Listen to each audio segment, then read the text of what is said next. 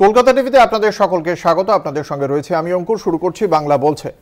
আজ রাজ্যের তৃণমূল পরিচালিত পুরসভা যে সমস্ত রয়েছে তাদের যারা প্রশাসক রয়েছেন সেই চেয়ারম্যান এবং তার সঙ্গে সঙ্গে অন্যান্য বেশ কিছু ক্ষেত্রে যে সমস্ত জায়গায় পুরসভা নেই সেই সমস্ত জায়গায় বিধায়কদের নিয়ে রাজ্যের মুখ্যমন্ত্রী নবান্নে একটি বৈঠক করেন এবং সেই বৈঠকের পরেই আমরা দেখতে পেলাম একেবারে মুখ্যমন্ত্রী যে আজকে মেজাজে ছিলেন, কার্যত রণংদেহী বলা যায় তাকে। তিনি একদম খুব স্পষ্টভাবে নাম করে রাজ্যের মন্ত্রী সুজিত বসু, অরূপ রায়, শিলিগুড়ির মেয়র গৌতম দেবের এদের নাম করে তিনি বলেছেন যে এরা যেভাবে কাজ করছেন তাতে কোনোভাবেই সন্তুষ্ট নন তিনি। পুরসভার জমি, সরকারি জমি জবরদখল হয়ে যাচ্ছে, বেহাত হয়ে যাচ্ছে এবং সেখানে মন্ত্রী, আমলা, পুলিশের একটা আঁতাত গড়ে উঠছে। সবচেয়ে বেশি ক্ষুব্ধ তিনি হাওড়ার বিষয়ে।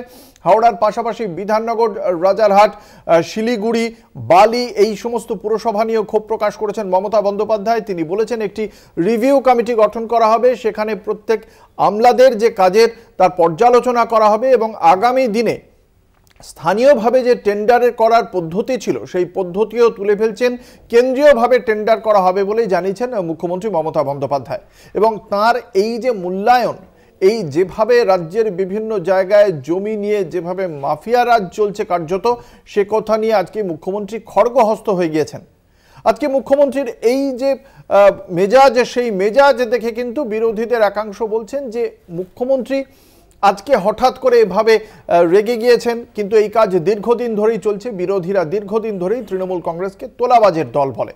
তাহলে আজকের মুখ্যমন্ত্রীর এই কথা বলার কিভাবে ব্যাখ্যা করছে বিরোধীরা? মুখ্যমন্ত্রী বা ঠিক কী পদক্ষেপ নিতে চলেছেন সেটি যেমন একটি আজকের দিনের অন্যতম গুরুত্বপূর্ণ বিষয়। তার পাশাপাশি আজকেই লোকসভা নির্বাচনের পর সাংসদদের শপথ গ্রহণ অনুষ্ঠান শুরু হয়েছে প্রোটেম স্পিকারের মাধ্যমে এবং সেখানেই আজ প্রধানমন্ত্রী নরেন্দ্র মোদী সংসদে প্রবেশ করার আগে বাইরে দাঁড়িয়ে প্রায় 14 মিনিট ধরে অষ্টাদশ লোকসভার আগে একটি তিনি বক্তব্য রাখেন সাংবাদিকদের সামনে এবং সেখানে আগামী দিনে কিভাবে বিরোধীদের কাছ থেকে কি ব্যবহার তিনি প্রত্যাশা করেন তা যেমন বলেছেন, পাশাপাশি কংগ্রেসকে জরুরি অবস্থার 50 বছর নিয়ে খোঁচা দিতেও ছাড়েননি। পাল্টা বিরোধীদের পক্ষ থেকেও আজ সংসদ ভবনে সংবিধান হাতে নিয়ে আজ প্রতিবাদ কর্মসূচি পালন করা হয়। এই প্রত্যেকটি বিষয় উঠে আসবে আমাদের আজকের বাংলা বলছের আলোচনায়। আপনাদের সঙ্গে রয়েছে আমি অঙ্কুর, আমার সঙ্গে রয়েছেন রাজনৈতিক দলের বিশিষ্ট মুখপাত্ররা। দর্শকদের সঙ্গে তাঁদের পরিচয় করিয়ে দেব। রয়েছেন আমাদের সঙ্গে দীপ্তাশ্ব যশ, রাজ্য বিজেপির মুখপাত্র দীপ্তাশ্ব যশ,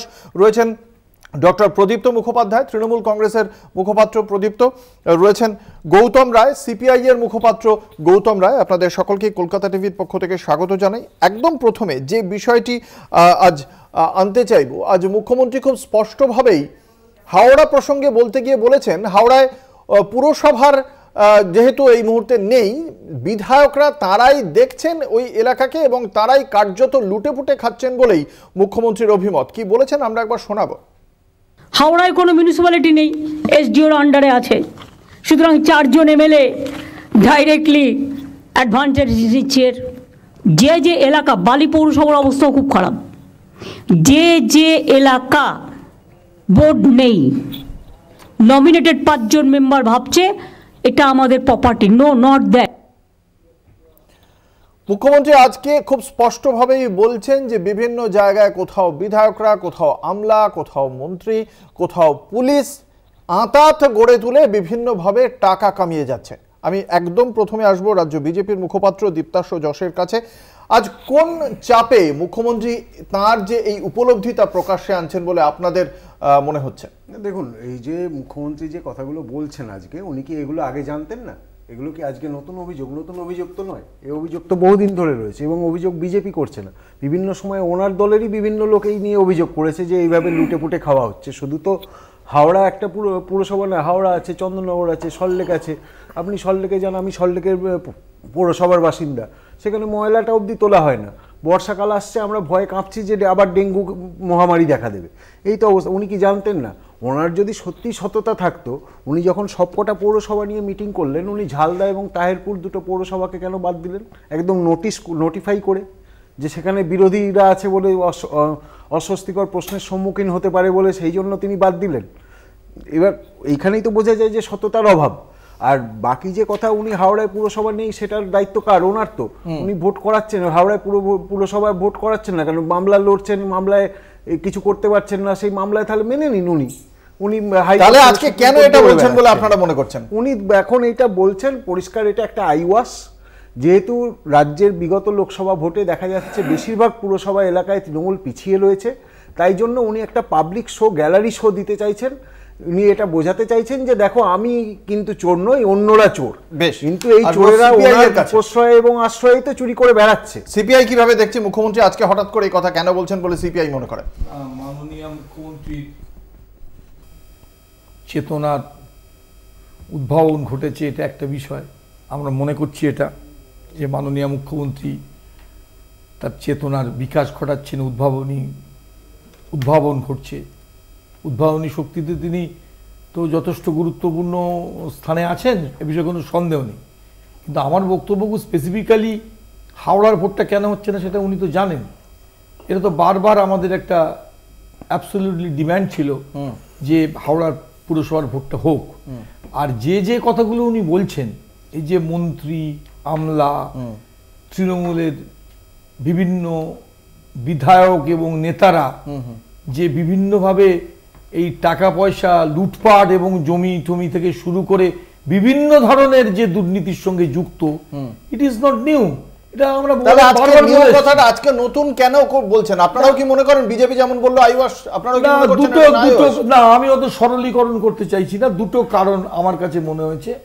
একটা মনে হচ্ছে যে তিনি সচেতনভাবে চেষ্টা করছেন তার সরকারকে আরো বেশি পুনর্গঠিত করতে, এবং মানুষের যে ধরনের একটা অশ্রদ্ধা তৈরি হয়েছে সেই অশ্রদ্ধাটা এটার মাধ্যমে যদি কাটিয়ে নিতে পারেন। এক, দ্বিতীয় কথা হচ্ছে উনি এটা খুব ভালো করে জানেন যে এটা বললেও যে নেক্সাস তৈরি হয়েছে একেবারে টপ টু বটম, ওপর থেকে নিচ, এটা উনি চাইলেও পারবেন না। বেশ, শুনছি আমি সবাই। বেশ, তৃণমূল কংগ্রেসের কাছে যেটা বিষয় যে একদিকে যেমন মুখ্যমন্ত্রী বলছেন যে তিনি দুর্নীতির বিরুদ্ধে কথা বলতে চাই আজকে বলছেন, এবং দলের লোকেদের থেকে শুরু করে তার প্রশাসনের লোকদের বিরুদ্ধেও আঙুল তুলছেন মুখ্যমন্ত্রী, অথচ বিরোধীদের বক্তব্য এই তৃণমূল কংগ্রেসের দল তারা যখনই কোনো কেন্দ্রীয় তদন্তকারী সংস্থা আসে তখন তারা সরকারি টাকা খরচ করে তারা প্রথমত আদালতে যায় সেটাকে থামানোর জন্য, সিবিআই তদন্ত বা এই ধরনের তদন্ত। দ্বিতীয়ত বিরোধীরা তোলাবাজ বলে আজকে সিএম মেনে নিচ্ছেন। এটা ঠিক কি কারণে? মানে সিএম আজকে এই কথাটা বলছেন, তার কারণ কি বিরোধীদের বক্তব্য রাখার আগেই সেই বিষয়টা, সেই জায়গার, সেই জমিটাও অধিকার করে নেওয়ার চেষ্টা? দেখো, তৃণমূল কংগ্রেস ইতিমধ্যে তৃতীয় সরকার চলছে, এবং তৃতীয় সরকারের চলার পরে যদি এই ধরনের কোনো উদ্যোগ কেউ নেয়, এটাকে স্মার্ট গভর্নেন্স বলে। সিম্পল, মেজার্ড, অ্যাকাউন্টেবল এবং রেসপন্সিভ, সঙ্গে ট্রান্সপারেন্ট। এই ধরনের ভাবনা চিন্তা সত্যি উদ্ভাবনী শক্তিতে তিনি মানে অনন্য। তিনি এই অনন্য চিন্তা ভাবনা করতে পারেন, এটা কেউ করতে পারে না। সমস্যা নেই, অযোধ্যায় যেখানে 500 কোটি টাকার বাজেট 5000 কোটি টাকা হয়ে গেল, তারপরেও হারলো, সমস্যা নেই। সমস্ত পৌরসভায় পশ্চিমবঙ্গের বাইরে প্রচুর সমস্যা আছে। কেরালাতে যান না, কেরালাতে গেলে একটা মানে কলেজের টিচার রিক্রুটমেন্ট করতে গেলে 15 লক্ষ টাকা দিতে হয় যদি গ্রামে হয়, আর শহরে হলে 25 লক্ষ টাকা। কেউ বলতে পারছে না, সাহস নেই। আমাদের কাছে তথ্য এসেছে, তথ্য প্রমাণ দিয়ে দেবো খুব শীঘ্রই গিয়ে।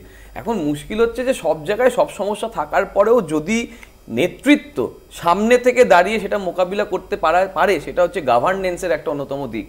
এবং এই স্মার্ট গভর্নেন্স পশ্চিমবঙ্গ ছাড়া এই মুহূর্তে আর কেউ কোথাও করতে পারছে না। সামনে দাঁড়িয়ে দায়বদ্ধতার সঙ্গে, দায়িত্বের সঙ্গে বলছে 69টা পুরসভায় রেজাল্ট খারাপ হওয়ার পরে গতবারও ওরা বলেছিল যে আমরা 162টা এগিয়ে আছি, সরকার আমরা করছি, বলুক না।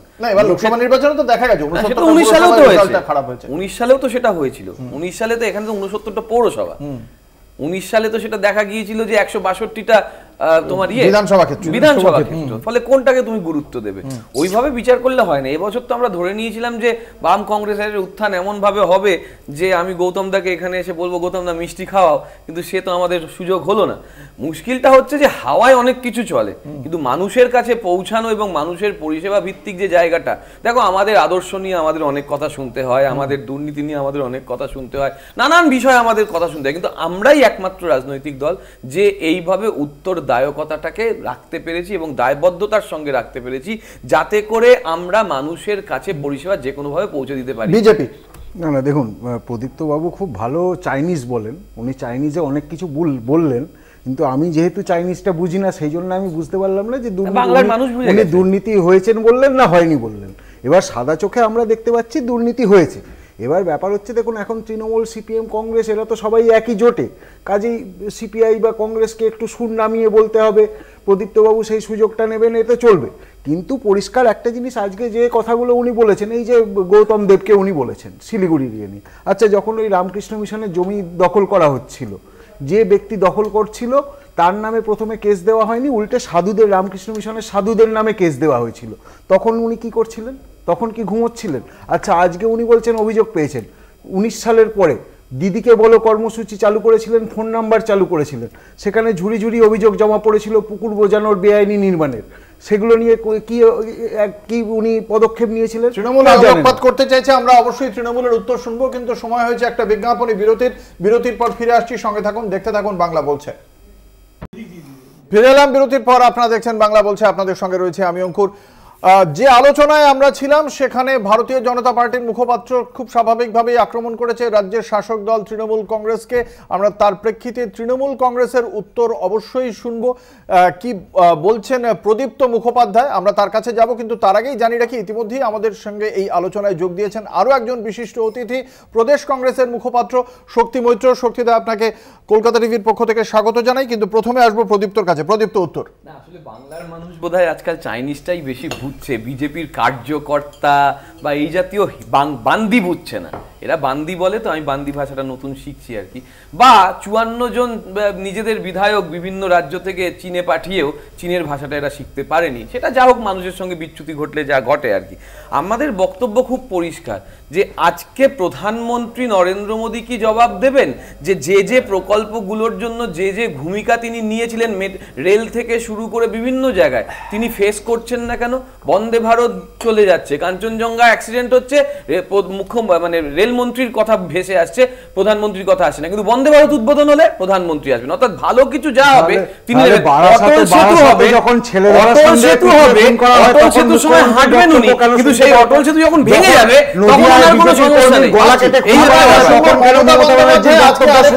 গুরুত্বপূর্ণ অভিযোগ করেছেন, তার শুধু অভিযোগ জনপরিষেবার বিজেপির মধ্যে পার্থক্য আছে বিভিন্ন স্তরে, তাতেই থেমে যায়নি। তার বক্তব্য প্রশাসনিক দুর্নীতির যে টাকা, সেই টাকা আবার পেয়ে যাচ্ছে ভারতীয় জনতা পার্টি। কি বলছেন মমতা বন্দ্যোপাধ্যায়, শোনাবো।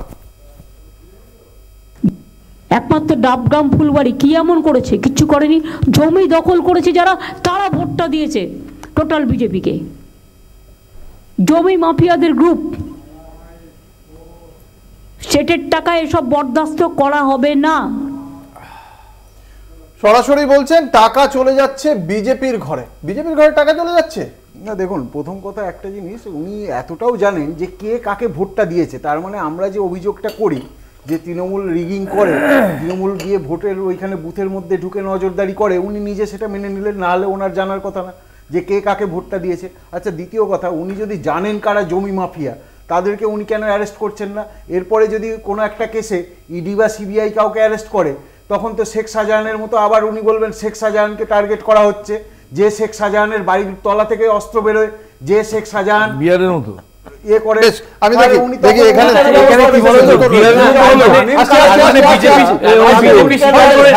মানে বিজেপি স্বীকার করে নিচ্ছে এ যাবৎকাল শুভেন্দু অধিকারী যা বলেছে সব ভুল। কারণ শুভেন্দু অধিকারী জানে না 70-30 কাকে বলে, শুভেন্দু অধিকারী জানে না যে কোন জায়গায় হিন্দু কোন জায়গায় মুসলিম, সেটা বলে ওরা ভোট জানেই না, আমরাই জানি। তাহলে আমাদের সঙ্গে ভাই লড়তে এসো না। কংগ্রেসের কাছে আসছি। কংগ্রেসের বিহারে কি হচ্ছে আজকে মমতা বন্দ্যোপাধ্যায় তিনি খুব স্পষ্ট ভাষায় বলছেন,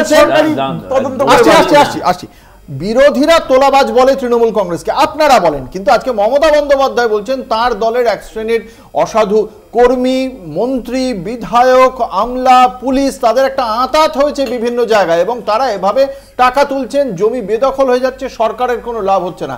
এই যে রাজনীতির কৌশল, এই কৌশলটার কি ব্যাখ্যা কংগ্রেসের কাছে? অঙ্কুর দেখো, নেক্সাস কারাপশনের টপ টু বটম আছে। এটা কৌশল বলতে পারো বা রেকটিফিকেশনের জন্য বলতে পারো, যেটা বলতে পারো। আমরা পরিষ্কারভাবে বলি যে যেখানে জমি দখল হবে, সে কংগ্রেসের হোক বা অন্য যে কোনো রাজনৈতিক দলের হোক, তাকে আইডেন্টিফাই করে, অ্যাকিউজ করে, চার্জশিট দিয়ে ভার্ডিক্ট দাও। ভার্ডিক্ট না দিলে শুধু সাবজুডিস করে কেসগুলোকে ঝুলিয়ে দিয়ে আজকে বিভিন্ন জায়গা থেকে টাকা চলে যাচ্ছে। মুখ্যমন্ত্রী কেন পদক্ষেপ করেন না? উনি কি আজকে প্রথম জানলেন বলে কংগ্রেস মনে করে? না, কখনো নয়।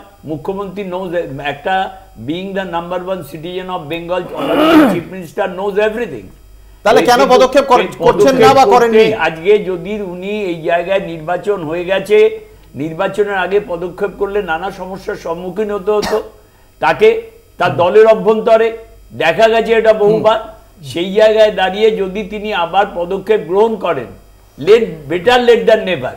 আমার কথা হচ্ছে ভারতবর্ষ, বিজেপি বলছে আজকে মুখ্যমন্ত্রী যা বলছে এগুলো সমস্ত আইওয়াস নাটক, কংগ্রেস কি তাই মনে করে? না না, বিজেপির কথা আসা, কংগ্রেস কি তাই মনে করে আজকে মুখ্যমন্ত্রী কি নাটক করছেন এই কথাগুলো বলে? না, ভারতীয় জনতা পার্টি না, কংগ্রেস কি এটা মনে করে যে মুখ্যমন্ত্রী আজকে যা করছেন সব নাটক? সব সময় নাটক বলে মনে করা হয় না, তবে মুখ্যমন্ত্রীর ভুল আছে সেটাও আমরা বলি। আজকে মুখ্যমন্ত্রী আরেকটি গুরুত্বপূর্ণ কথা বলেছেন, আসবো আমি বিজেপির কাছে আসবো, আগে আসবো আমি সিপিআই এর কাছে। বাংলার নিজস্বতা সংস্কৃতি বিপন্ন হয়ে যাচ্ছে এবং বাংলার বাইরের লোক আমি আর কত ঘাড়ে নিয়ে চলবো, আজকে মুখ্যমন্ত্রী নিজে বসে বলছেন। তার কারণ তার বক্তব্য বিভিন্ন লোককে, সুজিত বোস নাকি কম্পিটিশন করে লোক বসিয়ে দিচ্ছে সল্টলেকে, ফলে বহিরাগত তৃণমূল কংগ্রেস যাদের বহিরাগত বলে, রাজ্যের বাইরের মানুষ, তারা এ রাজ্যের জমির দখল নিয়ে নিচ্ছে। বাংলায় বাংলাভাষী মানুষ পাওয়া যাচ্ছে না, রাজ্যের নিজস্বতা চরিত্র সেগুলো নষ্ট হয়ে যাচ্ছে। সিপিআই কি মনে করে মুখ্যমন্ত্রীর এই যে উদ্বেগ, সেই উদ্বেগ নিয়ে আপনাদের কি মূল্যায়ন? না না, বদলাচ্ছে তো বটেই, এটা তো আজকে মানে ইট ইজ নট নিউ।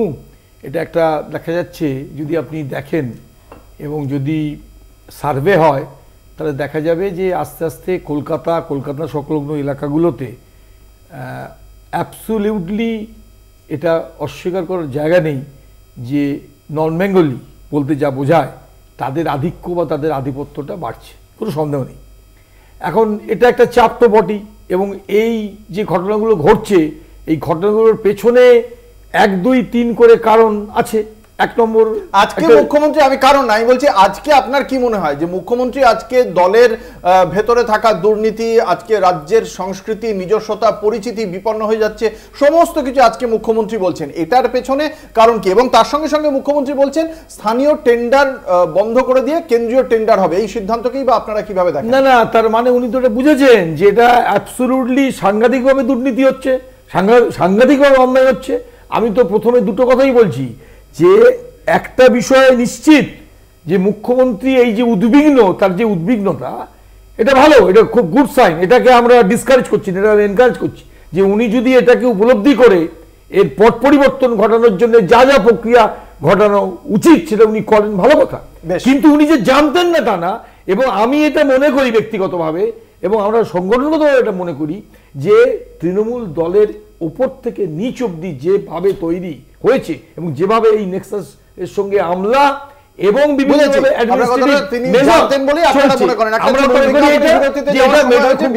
ফিরে আসছি, সঙ্গে থাকুন, দেখতে থাকুন বাংলা বলছে। ফিরে এলাম বিরতির পর, আপনারা দেখছেন বাংলা বলছে, আপনাদের সঙ্গে রয়েছে আমি অঙ্কুর। যে আলোচনায় আমরা ছিলাম সেই মমতা বন্দ্যোপাধ্যায়ের পুরসভা নিয়ে আজকে যে দুর্নীতি নিয়ে তিনি উদ্বেগ প্রকাশ করেছেন, ক্ষোভ প্রকাশ করেছেন, তা নিয়ে চর্চা চলছে। আসবো বিজেপির মুখপাত্রের কাছে। আজকে মুখ্যমন্ত্রী যেটা বলছেন যে তার পুলিশই পদক্ষেপ করছে না, এবং তিনি বলছেন যে এইভাবে পদক্ষেপ যদি না করে, কেউ যদি পারফর্ম না করে, তার রিভিউ কমিটির মাধ্যমে তিনি কিন্তু এবার তিনি পদক্ষেপ করবেন, সেক্ষেত্রে ছাঁটাইয়ের মতো হুঁশিয়ারি দিয়েছেন। এবং সেন্ট্রালি টেন্ডার কিভাবে দেখছে বিজেপি এই সিদ্ধান্তগুলো? দেখুন, ছাঁটাই করতে হলে তো সব থেকে আগে ওনাকে ওনার নিজের পেয়ারের রাজীব কুমারকে ছাঁটাই করতে হয়, সে তো উনি করতে পারবেন না।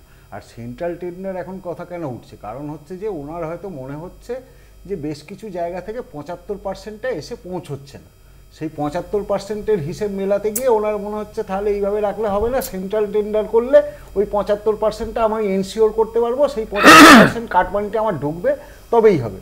আর বাকি আপনি দেখুন, আপনি শক্তিদাকে আপনি জিজ্ঞেস করলেন মমতা ব্যানার্জি সম্বন্ধে, যেখানে অধীর চৌধুরীকে তার নেতা মল্লিকার্জুন খাড়গে বাদাম বেচতে পাঠিয়ে দিলেন, সেখানে শক্তিদার ক্ষমতা আছে মমতা ব্যানার্জির এগেইনস্টে? আমি আসবো কংগ্রেসের কাছে, আমি কংগ্রেসের কাছে এই বিষয়টা নিয়েই আসবো। আজকে এই সেন্ট্রাল টেন্ডার নিয়ে কংগ্রেসের কি অভিমত, কতটা সঠিক সিদ্ধান্ত? আমি তার আগে আধ সেকেন্ড, শুধু ওই বিজেপির যে মুখপাত্র বললো না খাড়গে পাঠিয়ে দিলেন অধীরকে, না জেনে অনেক কথা বলা যায়, দিলীপ ঘোষ, অমৃতা রায়, এগুলো কিন্তু বিজেপি মনে রাখে না আজকে কে কি কারণে হারছে। আচ্ছা, যে ব্যাপারটা বলা হচ্ছে যে সেন্ট্রাল টেন্ডার, এটা মমতা ব্যানার্জি যদি সংশোধনের জন্য করে থাকেন ঠিক আছে, কিন্তু উনি জানেন যে কারাপশনটা রন্ধে রন্ধে পৌঁছে গেছে টপ টু বটম। এখন সেই আজকে ইলেকশনের আগে সেটা করা সম্ভব ছিল না, তাহলে অনেক আর এইটা করছেন আরও এইটাই কারণ 2026 হচ্ছে assembly election knocking at the door. উনি বিভিন্ন জায়গার ওয়ার্ড ভিত্তিক পর্যালোচনা করে দেখেছেন, বহু জায়গায় কোনো কিছু না করে বিজেপি, যেমন আমার দমদমে বহু জায়গায় বিজেপি কিছু না করে এগিয়ে আছে। সেই জন্যেই উনি ভাবছেন যে বিধানসভা আমাকে আরো সলিডিটি আনার জন্য উনি এই পদক্ষেপ। বুঝতে পেরেছি, আমি আসবো সিপিআই এর কাছে। কি মনে করছেন যে এই যে পুলিশ পদক্ষেপ করছে না, এই ব্যর্থতার দায় কার? যখন আমরা দেখি নির্বাচন হয়, বলা হয় 294টি আসনে হোক বা পুরসভায় হোক, সব পুরসভায় মুখ্যমন্ত্রী মমতা বন্দ্যোপাধ্যায় লড়ছেন। তো আজকে এই ব্যর্থতার দায়টা কি কর্মীদের উপর ঠেলে দেওয়া, এটা কি খুব সুচিন্তিত সিদ্ধান্ত বলে মনে করেন? না, সুচিন্তিত সিদ্ধান্ত বলে মনে করার থেকেও বড় কথা হচ্ছে যে পুলিশ এই আমলে একেবারে দলদাস কৃতদাসে পরিণত হয়েছে, এটা পশ্চিমবঙ্গের মানুষ জানেন। উনি যে কথাটা বলছেন, হয়তো কিছু জায়গায় ওনার কথা অ্যাডমিনিস্ট্রেশন শোনেনি, বা পুলিশের মধ্যেও একটা সততার সঙ্গে কাজ করার কিছু যারা অফিসাররা করছেন তাকে একদম লোকেট করার জন্য উনি এটা বলছেন। বেশ, অ্যাবসলিউটলি উনি চান যে উনি যা বলবেন দলগত সিদ্ধান্তটাকেই অ্যাবসলিউটলি অ্যাডমিনিস্ট্রেটিভ সিদ্ধান্ত হিসেবে কাজে লাগানো। না, তার মানে নাগরিক পরিষেবার অসুবিধা হয়নি গৌতম দার কথা অনুযায়ী, যে নাগরিক পরিষেবা পুলিশ যেটা দেওয়ার কথা সেটা দিয়েছে। এই যাবৎকাল যা সমস্যা হয়েছে সেগুলো শুধু তোমাদের তৈরি করা খবর, আর কিছু না, গৌতম দার কথা অনুযায়ী। আবার ভাইয়ের কথা অনুযায়ী এই যাবৎকাল নিট নিয়ে যে স্ক্যাম হচ্ছে বা অন্যান্য যে স্ক্যাম হচ্ছে, সব কিছুর জন্য দায়ী মোদী সরকার। কারণ মোদী প্রশাসন যদি মোদী সরকার চালান, যেমন এখানে পশ্চিমবঙ্গে মমতা ব্যানার্জির ব্যাপারে ও যে বললো 75%, 25%, তাহলে ঠিক যে কোটি কোটি টাকার, হাজার হাজার কোটি টাকার দুর্নীতি নিট নেটে হয়েছে, সেক্ষেত্রে মোদী সরকারের দায়িত্ব নিতে হবে। কোনটা কিন্তু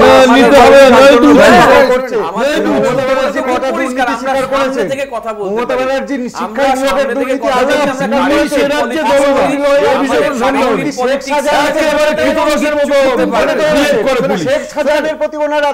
কিছু কিছু ক্ষেত্রে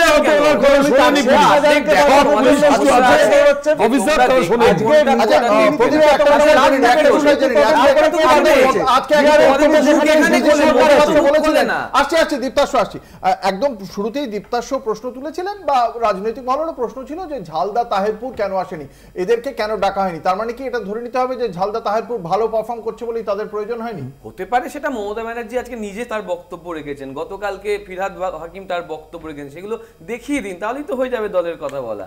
খুব পরিষ্কার মমতা দি কি বলেছেন, যে ওদের আজকে আমরা যেটা বলবো সেটা যেহেতু আমাদের দলের নয়, আমরা যেভাবে কথা বলছি আমি হয়তো তারা ভালোভাবে নিতেন না, আমি সেই কারণে ডাকিনি। এইভাবে উনি বলে দিয়েছেন। আমার মনে হয় মমতা ব্যানার্জি ঝালদা তাহেরপুরকেও ইউসুফ পাঠান, কীর্তি আজাদ, মমতা বন্দ্যোপাধ্যায় যে পদক্ষেপ করার কথা বলছেন, সেই পদক্ষেপ কতটা বাস্তবায়িত হয়, আগামী দিনে কি কি পদক্ষেপ তিনি করেন, সেই বিষয়গুলির দিকে অবশ্যই আমাদের নজর থাকবে। কিন্তু আজকে জাতীয় রাজনীতিতে গুরুত্বপূর্ণ বিষয়, সংসদের অধিবেশনে আজকে প্রোটেম স্পিকারের হাত ধরে বিভিন্ন সাংসদদের আজ শপথ গ্রহণ শুরু হলো, আজ এবং কাল শপথ গ্রহণ, তারপরে রয়েছে স্পিকার নির্বাচন, এবং তারপর রাষ্ট্রপতির ভাষণও রয়েছে। এবং আজকে প্রধানমন্ত্রী নরেন্দ্র মোদী সংসদে ঢোকার আগে তিনি প্রায় 14 মিনিট ভাষণ দিয়েছেন, এবং সেখানে বিরোধীদের কাছ থেকে কি প্রত্যাশা করেন জানিয়েছেন তিনি। আমরা প্রথমে শুনবো প্রধানমন্ত্রী নরেন্দ্র মোদীর বক্তব্য। लोग सब्सटेंस चाहते हैं, स्लोगन नहीं चाहते हैं।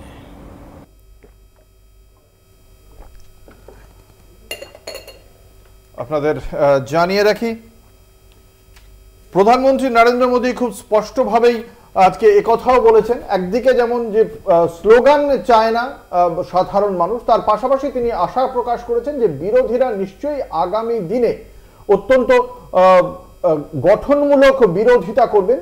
এবং তার পাশাপাশি আজকে তিনি কংগ্রেসকে যে 50 বছর পূর্তি হচ্ছে 25শে জুন, অর্থাৎ ইন্দিরা গান্ধীর আমলের সেই জরুরি অবস্থা, সে কথা মনে করিয়ে দিতেও ভোলেননি। আজকে তার প্রেক্ষিতে কি বলেছেন রাহুল গান্ধী আমরা একবার শোনাবো। क्यों पड़ी आज आप लोगों को सब विपक्ष के? क्योंकि देखिए जो आक्रमण प्रधानमंत्री जी अमित शाह जी कॉन्स्टिट्यूशन पर, संविधान पे कर रहे हैं, वो हमारे लिए एक्सेप्टेबल नहीं है, वो हम होने नहीं देंगे।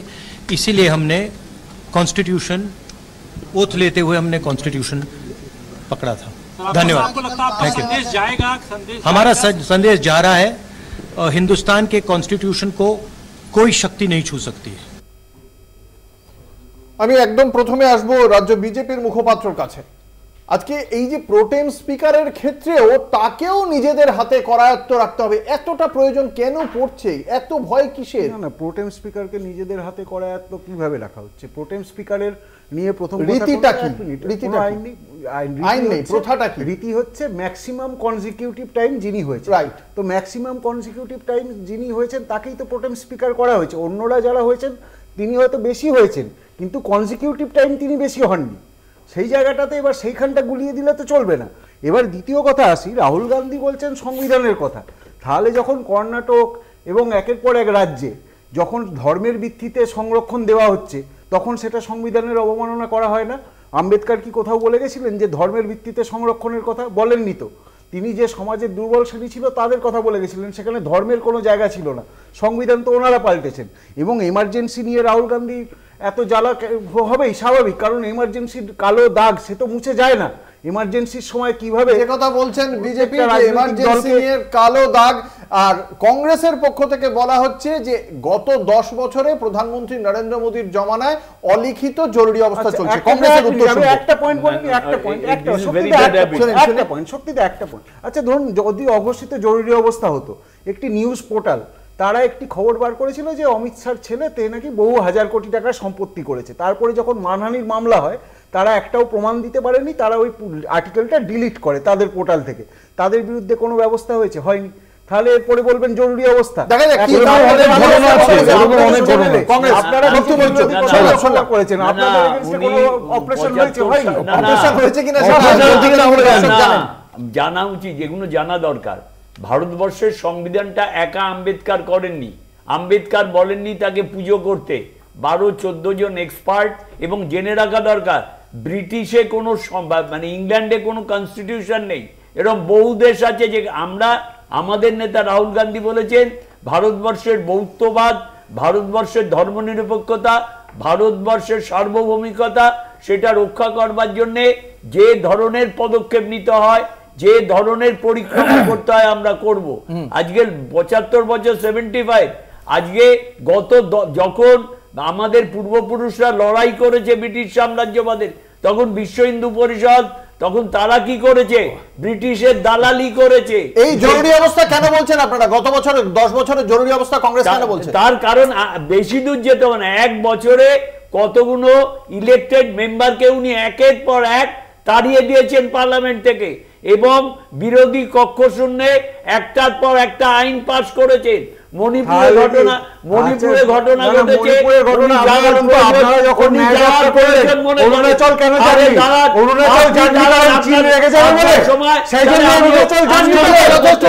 একটা ছোট্ট বিজ্ঞাপনে বিরতিতে যাব, বিরতির পর ফিরে আসছি। সঙ্গে থাকুন, দেখতে থাকুন বাংলা বলছে। ফিরে এলাম বিরতির পর। আপনারা দেখছেন বাংলা বলছে, আপনাদের সঙ্গে রয়েছে আমি অঙ্কুর। আসবো তৃণমূল কংগ্রেসের মুখপাত্রের কাছে। আজকে প্রোটেম স্পিকারকেও করায়ত্ত করতে হচ্ছে ভারতীয় জনতা পার্টিকে। 2004 এবং 2009 ইউপিএ জমানায় কিন্তু আমরা দেখেছিলাম দুজনকে বিজেপির থেকে ডেপুটি স্পিকার করা হয়েছিল, কিন্তু 2014 এবং 2019 এই দুটো যে টেনিয়র গেছে ভারতীয় জনতা পার্টির, সেখানে বিরোধীদের থেকে ডেপুটি স্পিকার পদ অফার করা হয়নি। আজকেও আমরা দেখতে পেলাম সেইখানে এই প্রোটেম স্পিকারের জায়গাটি থেকেও কংগ্রেসের কে সুরেশকে বঞ্চিত করা হলো। কি কারণ? দেখো, কারণ তো কিছুই না। 10 বছর যেমন চেয়ারম্যানের নিচে যে থাকেন রাজ্যসভায় তাকে নিযুক্ত করা হয়নি, সেটা তুমি দেখেছো রাজ্যসভার ক্ষেত্রেও, লোকসভার ক্ষেত্রেও তুমি যেটা বললে সেটা সত্যি। 148 জন মেম্বারকে যখন বসিয়ে দেওয়া হয়, তখন যদি কেউ আশা করেন যে মনোলগ করে যে আমি চাইছি শক্তিশালী বিরোধী হোক, এরা গঠনমূলক বিরোধী হোক, হ্যাঁ আইওয়াস ছাড়া কিছু না, বিরোধীদের রাখতে দিলে তো তবে বিরোধী। আর আমি সংবিধান পড়ে যতটুকু জেনেছি বা আমার জানা আছে, পুরনো ইন্দ্রজিৎ গুপ্তের কথা অনুসরণ করেও আমি বলতে পারি যে সবথেকে বেশি দিন পার্লামেন্টে আছেন তাকে প্রোটেম স্পিকারের দায়িত্বটা দিতে হয় এই জায়গায়, senior most in context of parliamentarity, অর্থাৎ তিনি সাংসদ হিসেবে যতদিন পার্লামেন্টে আছেন। এক্ষেত্রে কে সুরেশ 8 বার, আর যে ভদ্রলোক হয়েছেন তিনি 7 বার। তাহলে বেসিক্যালি এক্ষেত্রেও সংবিধানকে মানা হচ্ছে না। আমাদের সংবিধানের যে প্রথা রীতিনীতি, সেই কনজিকিউটিভ কথা কোথাও লেখা নেই, সিনিয়র মোস্ট লেখা হয়েছে পার্লামেন্ট। না না, এইটাই তো সমস্যা। তোমরা আইনের জায়গা থেকে এমন ভাবে ধরার চেষ্টা করো যেখানে মনে হয় যে আইনের সঙ্গে যে আইনের এসেন্সটা, সেই এসেন্সটা তোমরা মানবে না। মোদ্দা কথা হচ্ছে ভার্বাটিমে যদি যাও তাহলে ভারতের গণতন্ত্র তোমরা আজও বুঝতে পারোনি, এটা মানতে হবে। বুঝতে পারো বেশ, আমি শুনলাম গণতন্ত্র মমতা ব্যানার্জি বুঝেছেন।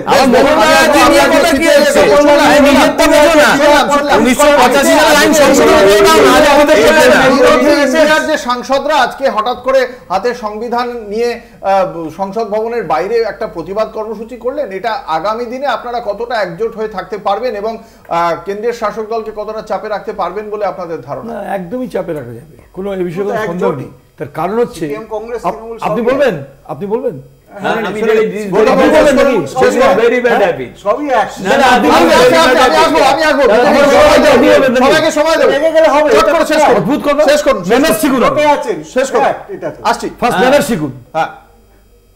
বিষয় হচ্ছে আপনি যে কোশ্চেনটা আমাদের কাছে রাখলেন, ইন্ডিয়া জোট এ বিষয়ে একেবারে ঐক্যবদ্ধ। বিজেপি 240-এ নেমে এসছে কেন? তার কারণ হচ্ছে ইনটলারেন্স, এবং ইনটলারেন্সটা সর্বত্র। আপনি যেটা বলছিলেন কংগ্রেসের এমার্জেন্সি পিরিয়ডটা, আমি বলি কংগ্রেসের এমার্জেন্সি পিরিয়ড নিশ্চয়ই ভুল, সেটা দেশের মানুষ জানেন, কিন্তু তার থেকে অনেক বেশি অন্যায়, অনেক বেশি ইনটলারেন্স, অনেক বেশি অসঙ্গতি, গোটা দেশকে বিভক্ত করা, বিভাজিত করা ধর্মের নামে যা যা ওনারা করছেন এবং করে চলেছেন, তার বিরুদ্ধে আমরা মনে করি ইন্ডিয়া জোটের সমস্ত এমপিরা ঐক্যবদ্ধ হয়ে দেশ বাঁচানোর কাজে এবং দেশের সমস্ত গরিব মেহনতি মানুষের বিরুদ্ধে কোন নীতি প্রয়োগ করার আগে তাদের কণ্ঠ ওখানে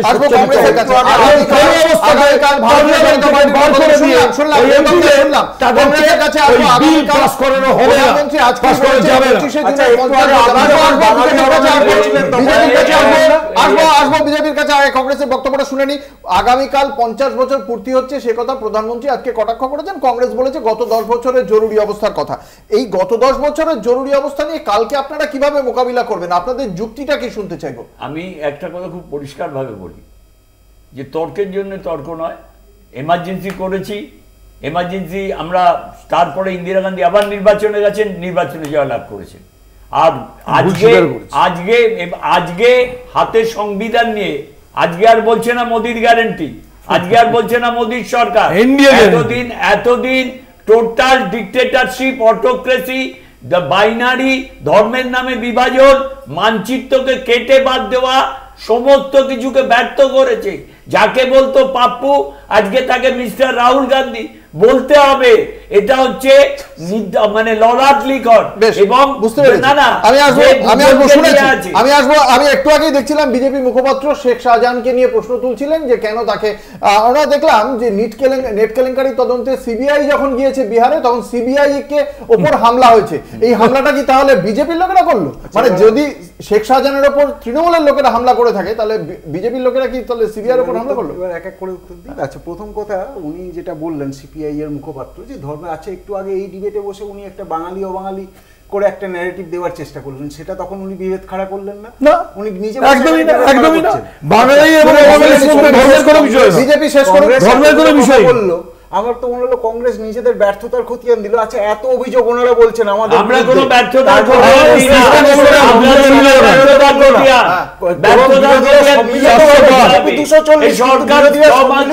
সেটাকে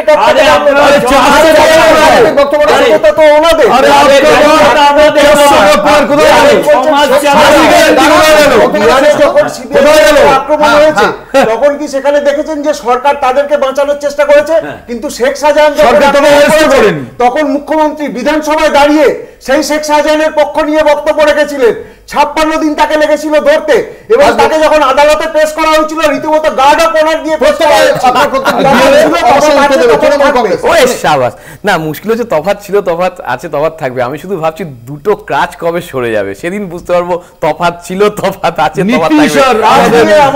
মোদি হ্যাঁ তো মুমকিন है, মোদি সরকার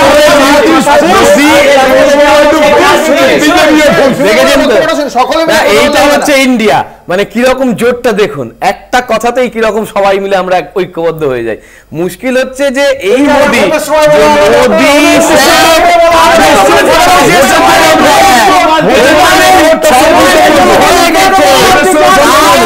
শুরু করো,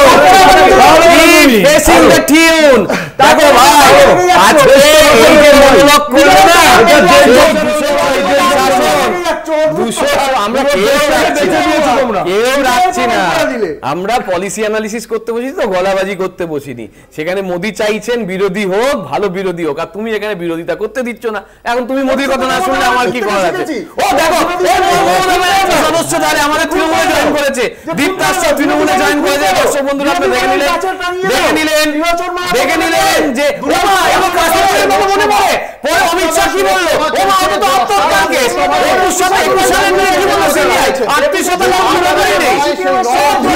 বিজেপি মানে মাহাত্ম, সেই 18 মাহাত্ম আজকে প্রায় 14 মিনিটের ভাষণে বুঝিয়েছেন প্রধানমন্ত্রী নরেন্দ্র মোদী। সুকান্ত ভট্টাচার্যের যে কবিতা, সেই কবিতা মনে পড়ে যায়, 18 বছর বয়স কি দুঃসহ, স্পর্ধায় নেয় মাথা তোলবার ঝুঁকি। এই স্পর্ধায় কি মাথা তোলবার ঝুঁকি দেখাতে পারবে ইন্ডিয়া জোটের সাংসদরা? যে স্পর্ধার জেরে আজকে কোনো আইন নিজের ইচ্ছায় বা স্বৈরাচারী ভাবে কোনো আইন আনার ক্ষেত্রে ভাবতে হবে কেন্দ্রের শাসক দল ভারতীয় জনতা পার্টিকে। আমাদের অবশ্যই নজর থাকবে এবং প্রত্যেকটি ক্ষেত্রে কিভাবে কেন্দ্রের শাসক দলের কাছ থেকে গণতন্ত্র আদায় করে নিতে পারে বিরোধীরা, সেই চিত্র দেখার জন্যই আমরা অবশ্যই বসে থাকবো। আজ অষ্টাদশ লোকসভা যে অধিবেশন, তার প্রথম দিনে এই প্রত্যাশা নিয়েই আজকের আমাদের বাংলা বলছে শেষ করছি। আমাদের সঙ্গে আজকে ছিলেন দীপ্তাশ্ব যশ, প্রদীপ্ত মুখোপাধ্যায়, শক্তি মৈত্র, গৌতম রায়। আপনাদের প্রত্যেককে আপনাদের মূল্যবান মতামতের জন্য অসংখ্য ধন্যবাদ। শেষ করছি বাংলা বলছে। দেখতে থাকুন কলকাতা টিভি, রাত দিন 7 দিন।